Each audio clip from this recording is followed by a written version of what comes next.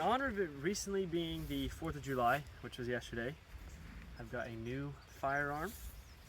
It's a 50 cal Kentucky, muzzle, like flintlock pistol. It's got the flint and everything. This is all goofy because I'm still trying to figure it out. It's never been fired. The first shot with it is going to be by me. Never been fired before in its history. I actually built a gun myself, so that's probably why. Shoots a 50 cal ball, which is really big. I'll show it in a second, but we're getting ready to shoot this. So it shoots this monstrosity there, 50 cal bullet, round ball, red ball, whatever. Pretty huge.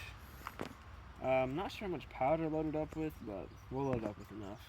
Okay, so we got powder and everything in it. Don't know if I'm legally allowed to show that on YouTube. I got a ball and everything, patch. I'm gonna put that down. I think that's far enough.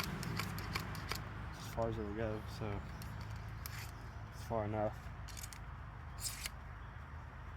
So next is to put powder in the frizzen, and then we're ready to go boom boom.